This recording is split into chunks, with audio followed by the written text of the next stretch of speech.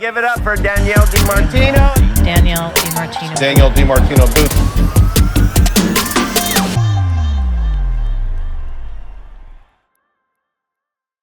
It is so great to welcome you back to the show and great to see you again, Danielle. Thank you so much for taking the time. Likewise. It's good to be back with you, Julia. Lots going on. A lot going on, and we love having you on. And gosh, okay, for folks watching and listening, we have Danielle on Monday. It's just after 2 p.m. Eastern, April 21st, and the markets are tumbling again. We have the Dow off of 1,100 points, the S&P's down 3%. A lot happened in the markets, the economy, Trump, Jay Powell. So let's kind of start big picture where we are, more of that big picture view. And as you know, Danielle, you can take all the time you need to set the table. So I think right now, in the last few times we've met, I've said that the biggest risk right now is that after kind of this slow moving train wreck mode that we've been in for several years, right? We've been watching negative revisions to payrolls for how long now? It's becoming rote. But we've kind of segued from really slow moving to, oh my gosh, I can't catch my breath. It's happening so fast. And that I think is where we are. We are in the midst of a tentative collapse in confidence. And these are not words that I use lightly at all.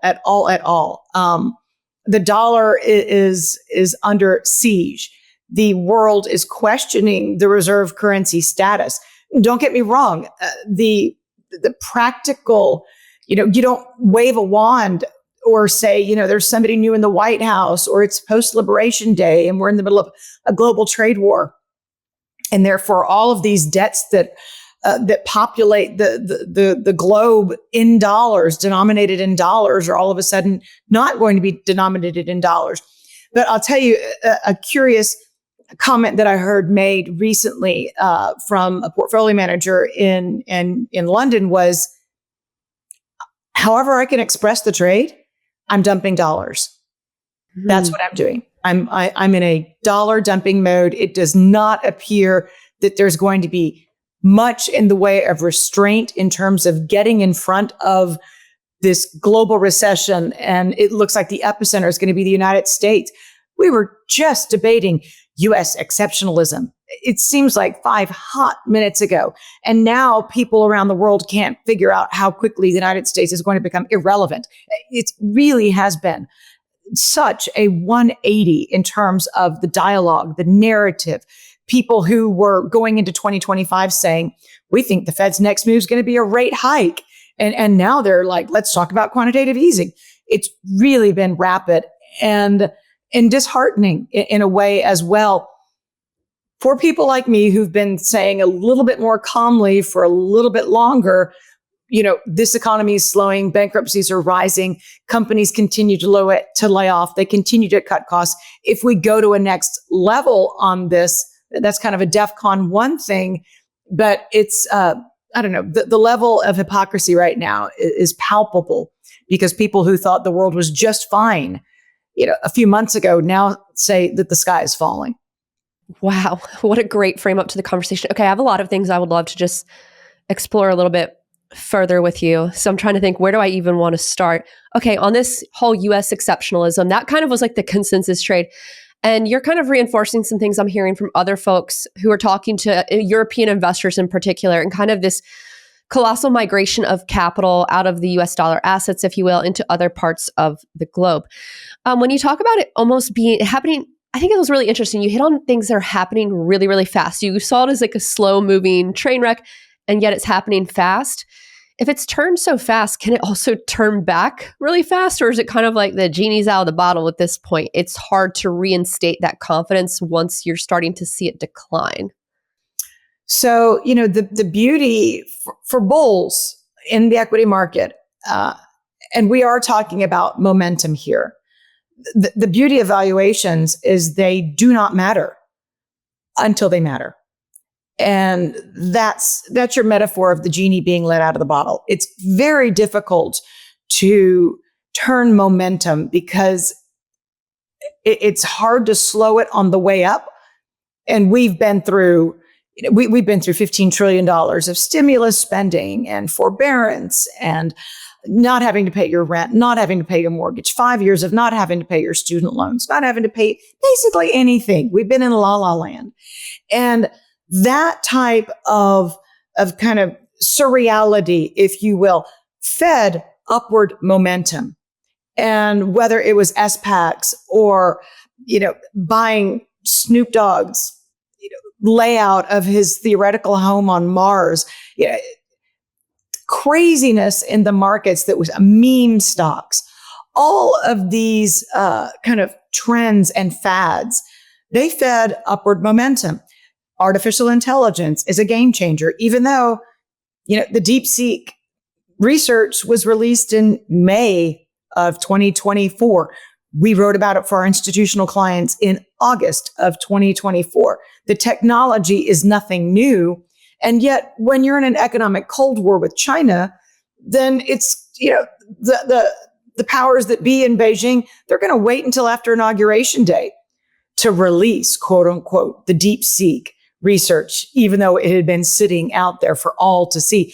And now all of a sudden we have the air coming out of the NVIDIA bubble and angry people on my Twitter feed saying it's nothing like Cisco.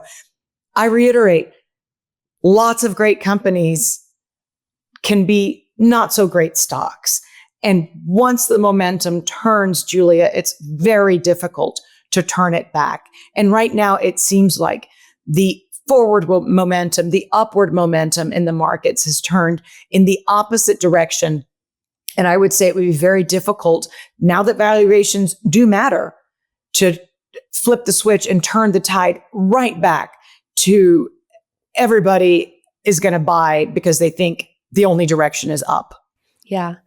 And as you point out at the top too, and you don't use these words lightly, we're seeing a tentative collapse in confidence. Can we explore further the implications of that, what that means? So I think the confidence collapse, I think the greatest danger of it is much closer to home than overseas, than offshores, where foreign investors are losing faith in U.S. investment, in U.S. exceptionalism. We've got a very public battle that's going on, and it's one-sided in a way, right? It's Trump attacking Powell. And the further he pushes, the more he postures that he can fire Powell, despite the, 85 Senate votes in favor of his reconfirmation. So, right, uphill battle. We're talking about Trump going to battle, not with the Federal Reserve, not with the head of any old federal agency, but the Federal Reserve itself that exists because of Congress.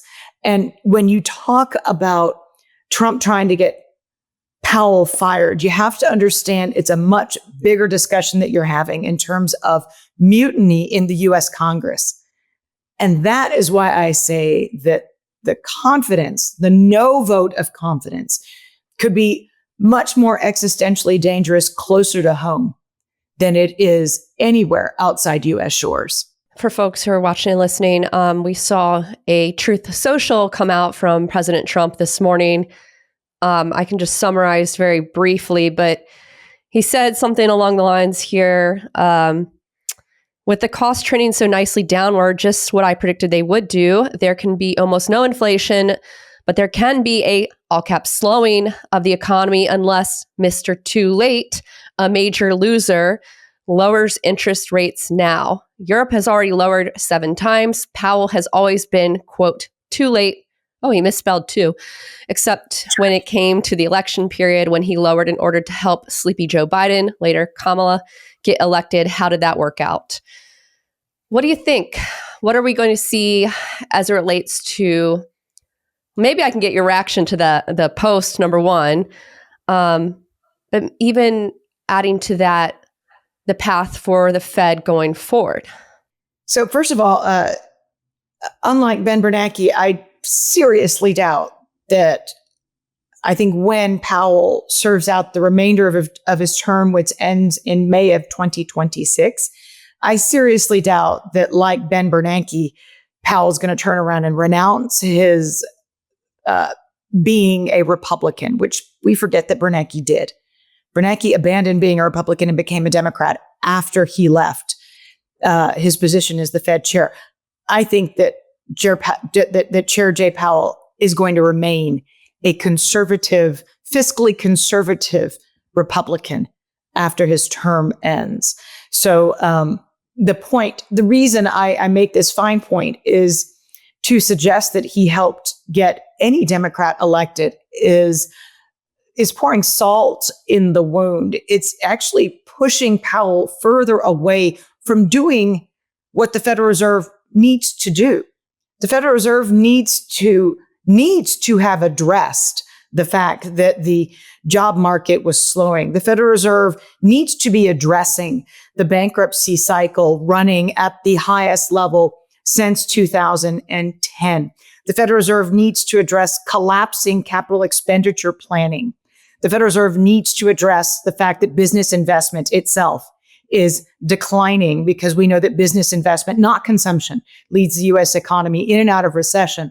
But when you call him stupid, when you say he's too late and misspell too, these are things that are going to potentially cause the Fed's policy error to grow.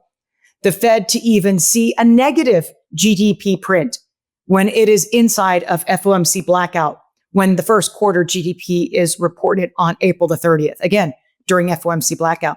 We could even see a messy April payrolls that's reported on May the 2nd, 5 days before Powell's due at the podium and before the FOMC statement is released. You could see the Fed sit on its hands in the face of contracting economic output, contracting GDP, and obviously weaker payrolls to spite Trump. And that's what we don't want to see. Yeah. Because, you don't want to see that. Okay, so let me ask you this. What do you think? Well, I guess number one, the Fed's not supposed to be political. It is unusual for a president to post on social at a Fed chair. I get that. What is the move for the Fed? Do you think, well, one, let me think how I can ask this. Do you think that rate cuts make sense? Are we due for some rate cuts? Or when you see posts like this, how realistic is that idea that they might choose not to do anything? So, as I look over at my shoulder at the S&P down 3.25%, I say to myself, should the Fed be doing something? Legal Shield tracks household stress. Legal Shield came out today and they said that household bankruptcy inquiries to attorneys are running at the highest pace since the first quarter of 2020. In 2025's first quarter, early as we are in the earnings season, we've seen 65% of companies miss their revenue estimates. That happened before Liberation Day. So what the Fed should be doing and what the Fed will do, I'm afraid, are two different things. And again, that paints the Fed as being political. And that's a real shame, because the Fed's not supposed to be political, Julia. It's not.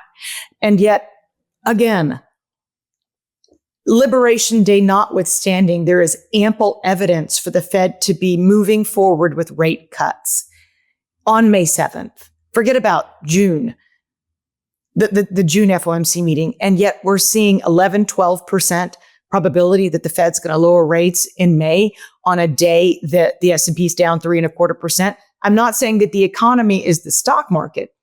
I'm saying that when you have disruption of this magnitude, a correction in the stock market, that somebody who is not a PhD in economics, i.e. Jay Powell, knows, because he founded the industrials group when he was at the Carlyle. He knows that this is going to have serious blowback into the real economy, and that it is going to deepen the industrial recession, and it is going to deepen the recession that most of the people I know right now, today, it's not just me saying the United States is in recession anymore.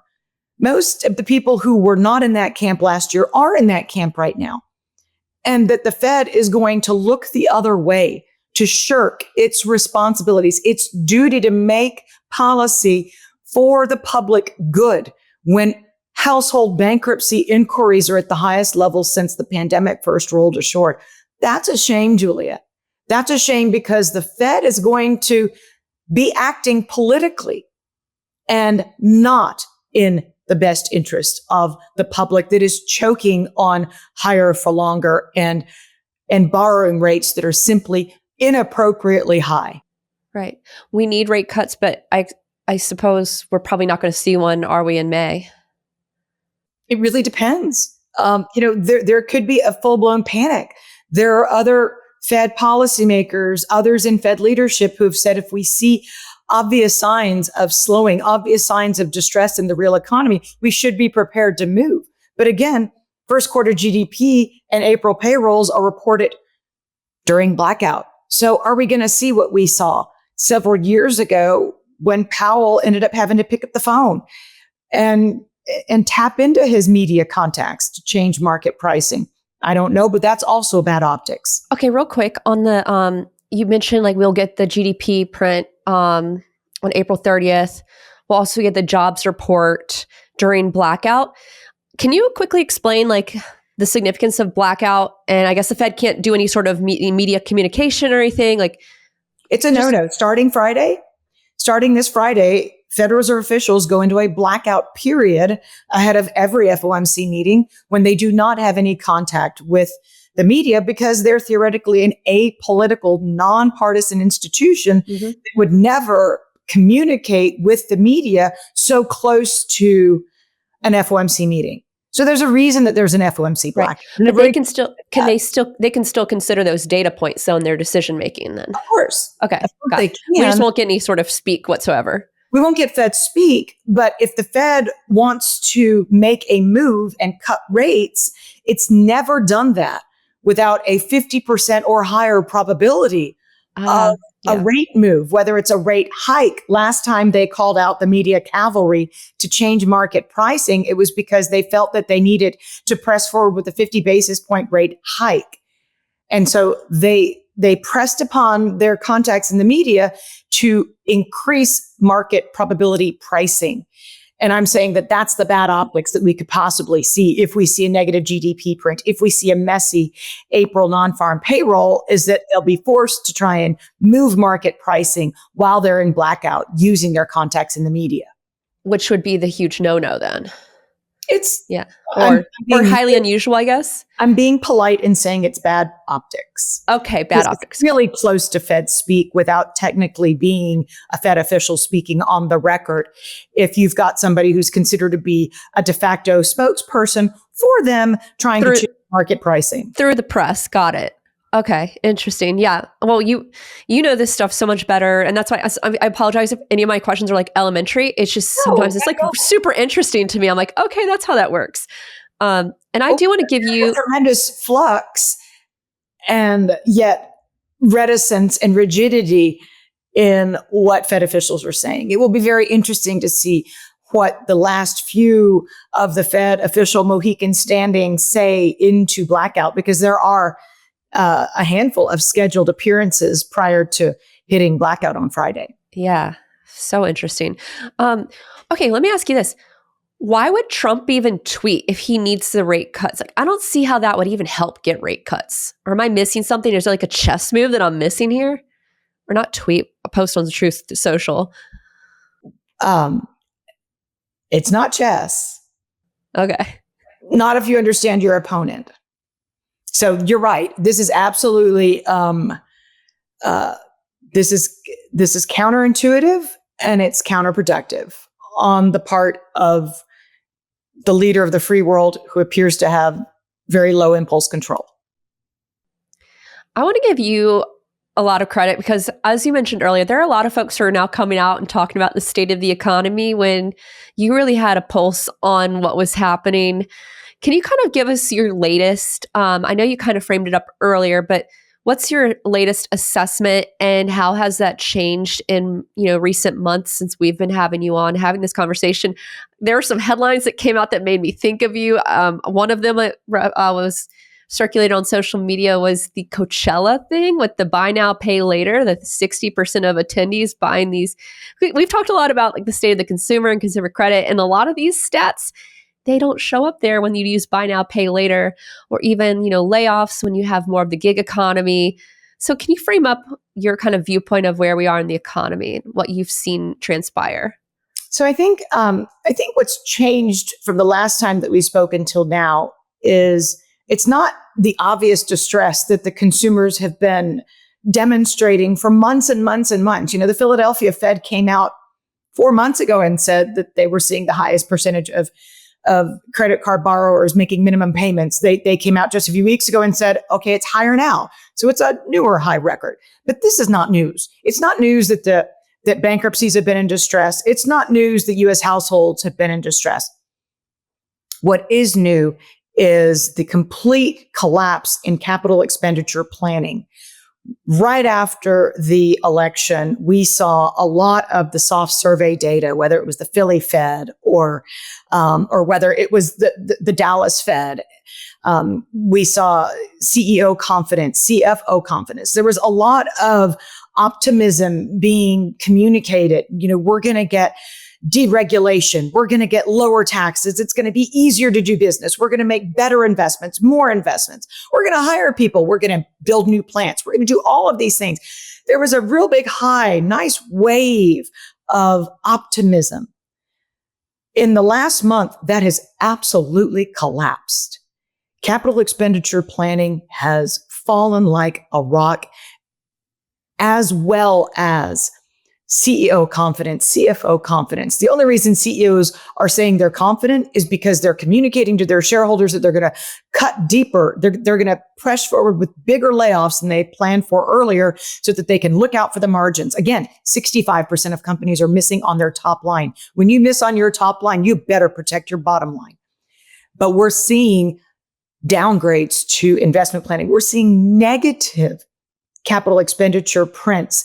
We're seeing New York State, the highest intensity service sector employing state in the nation, come out with negative employment indices, negative capital expenditures.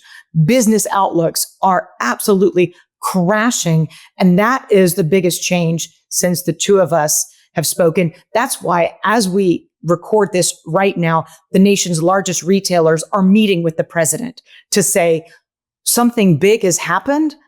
And we need to try and stop what we were talking about earlier, this downward momentum. Yeah. And that's where it gets concerning too. Like when you start to see the confidence amongst CEOs plummet, the capital expenditures reduce, it kind of makes me think, well, what are the other effects here? And the one that comes to mind, at least for me, is, will we start to see more layoffs? And if so, don't those usually kind of start, like you kind of have someone who does it and then others follow on? Because I feel like we still haven't seen like the big waves, or maybe they've been more quiet. We haven't seen the big waves. You're right. And we've seen, but we're now up to a 44% rejection rate nationwide for jobless claimants. So when they go to apply for initial jobless claims, we're almost back up to the 2022 highs that we saw in rejection rates. These are data that are somewhat lagging. This was a 2024 number, which just means that they're higher today. That's one of the reasons we're not seeing jobless claims as high as we would otherwise. But where do we look for that release valve? Something that the two of us have spoken about on many occasions. We looked at the gig economy. However, weekly pay for Uber drivers is falling. And that tells you that the gig economy is oversaturated. It's the law of supply and demand. There are too many individuals who are either being denied for unemployment benefits or doing the math and saying, hey, I can't even make $300 a week for 12 weeks in the state of Tennessee or Florida or North Carolina. I'm just going to become an Uber driver. They're making that choice. And then they're finding out that there are too many others. And so your overall weekly pay in the gig economy is starting to fall as well. Interesting. Oh, that's a fascinating story too. That 44% rejection rate, is it because maybe they have a side gig or something and they can't get the unemployment? What's that rejection rate? Being rejected would cause you to look for a side gig. Okay. But a lot of because they can't get the unemployment.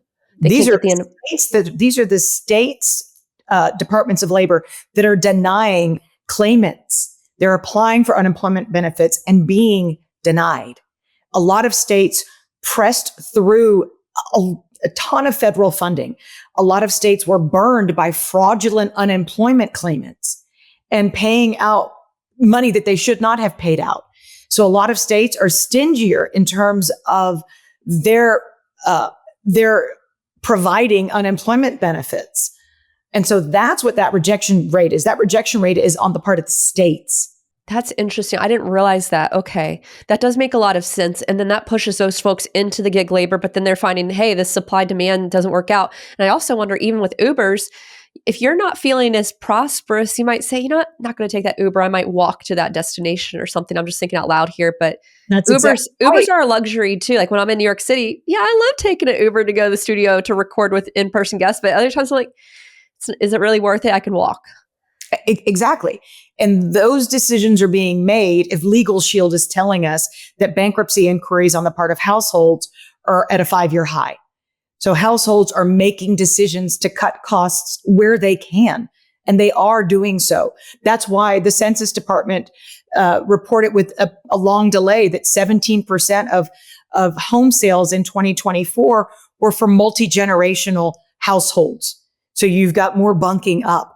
These are the signs that you read and say, and this is one of the reasons of frustration on my part, right? That was a 2024 statistic I just threw out there, which tells us that the U.S. economy was already veering into recession, if not was already in recession, when you had so many of my counterparts, if you will, insisting that everything was hunky-dory in the U.S. economy, when really it wasn't. The stress was building up before we got to this kind of heart attack moment when all of a sudden the stock market's down and the top 10% of U.S. earners, they're going to slow down their spending, and they account for 49.7% of consumption.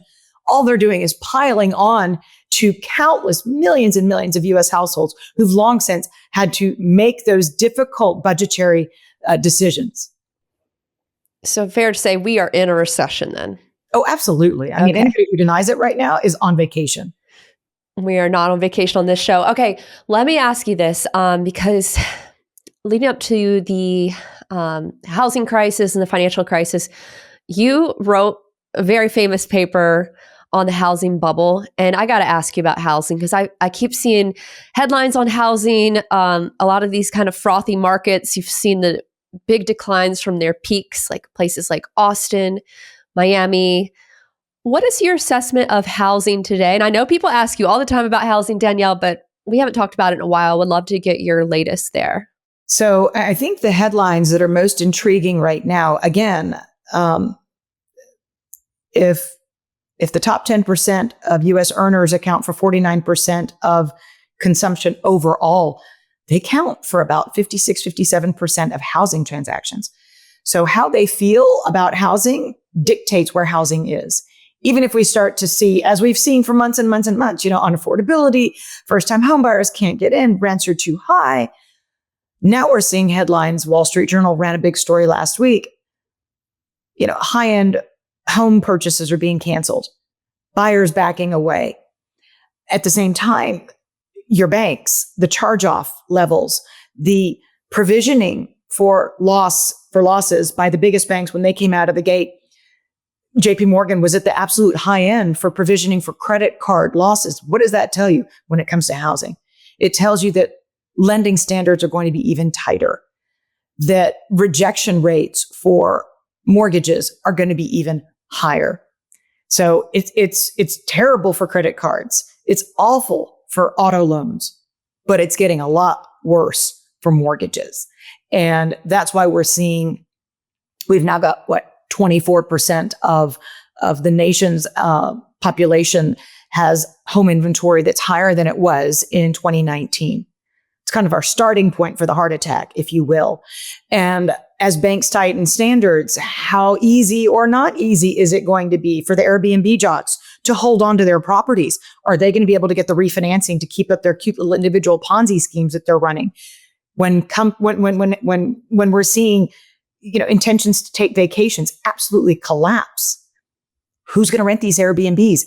If nobody's renting the Airbnbs, what are these investors going to do with their properties at the same time that the spring selling season is proving to be a dud? And by the way, there's no more income tax refunds going on. That train's pulled out of the station. We're actually seeing a decrease in the number of income tax returns that have been filed year over year. And that was through the week ended April the 11th. Something tells me that people are reticent to file those income tax returns because they owe taxes. All the NVIDIA millionaires, everybody who's made a mint on their crypto holdings, just individual, regular old 58% of Americans who own stocks in some way, shape, or form. What about those big gains that mutual funds saw last year and the taxes people owe on them, now? What about the people who have finally had to start paying back their student loans? There was a huge article just a few days ago that said all these millennials are rushing back to market because they've had to return to the office and they don't know what to do with these homes they bought because now they have these gigantic commutes. So they're trying to sell their homes. Nobody told them that maintaining a home was going to be so damn expensive. So we're seeing a confluence of supply that is coming onto the market. We're seeing D.R. Horton say, watch out. We are in the soup when it comes to the spring home selling season. The FHA just pulled a huge modification program that's going to end not in February of 2026, but it's going to end in October. One that was allowing people to be in homes on which they'd never made a mortgage payment, thanks to some very poor decisions made by the prior administration in terms of letting U.S. taxpayers allow people to mooch off of the system and never pay their mortgages. That's ending. I saw that headline. Yeah, I wanted to ask you about that. Yeah, well, Can you explain it real quick? Okay. It's because it's I thought that the employee retention credit was a big feather in my hat, but this is a second one. I'm really happy to say that the hashtag Stop the Fraud and that my open letter to HUD Secretary Turner actually created some blowback and that my hashtag Stop the Fraud worked. I love it. Can you explain it really quick though? Put a little bit more meat on the bones because you were one of the folks on Twitter or X who was talking about this. And when I said headline, really it was tweets. I saw tweets. Melody Wright was another one. Yeah. I mean, he had his FHA fraudulent mortgage of the day. He was pushing him out there every single day to say, hey, there's some schmo in Utah with $1 million mortgage, or there's some absolute leech on the U.S. taxpayer in Manhattan with a $1.4 million mortgage. They're not paying their mortgage. They're letting us, U.S. taxpayers, pay it for them. Unlike the mortgage modification wave that followed the bursting of the housing bubble, back then, if you were going to get a modification care of Uncle Sam, you had to show the wherewithal, the ability to pay the mortgage. You had to be underwritten. These are just basic things that were absent in these COVID era modification plans. You just had to raise your hand and say, because of the disruption of the pandemic, even though it's 2024, I still can't pay my mortgage. And the government was kind enough to not have you show proof, to allow you to reapply for modifications. Now that's going to be stretched out to you could only apply for these modifications every 24 months. So the most heinous areas that were susceptible to the obvious fraudsters, that's going to end at the end of September, October the 1st. Why didn't they pull the plug immediately? Well, there's a little bit of politicking going on there. When do you want this wave of foreclosures to come through? How close to the midterms do you want it? So that's why it was not pulled immediately, but on the other hand, not allowed to continue through the end of February, which is when the Biden administration wanted for that to end so that the wave of foreclosures would come exactly on election day for the midterms. Oh, so interesting. Wow. We're grateful for folks like yourself who are following these things, unearthing these things, and pounding the table on these things because they're so important. Do you think, will we see housing prices come down? Well, if Zillow says that housing prices in the next 12 months are going to fall by, I think, 1.6, 1.9%, don't quote me, but it's 1.something% in the 12 months ended March of 2026. Typically, when a national entity makes that call, the horse is already out of the barn. So yes, I do. We are seeing falling home prices in a multiplying number of US metros. And again, the baby boomers, people who are 70 years and older own 25% of residential real estate. They are not happy about what's happening in their stock portfolio. No. But they do know that they've got a lot of wealth built up in their home. God forbid they sell. Wow. Yeah, it's a really good point, Danielle. Danielle, I have to say, we always love having you on the show. Again, we look forward to our conversations with you, especially our in-person episodes. Before I let you go, let's leave this audience with some parting thoughts and also let them know how they can go and subscribe and support your work. I am now a subscriber to your Daily Feather on Substack. Highly recommend for folks watching and listening, but the floor is all yours. Well, Julia, thank you.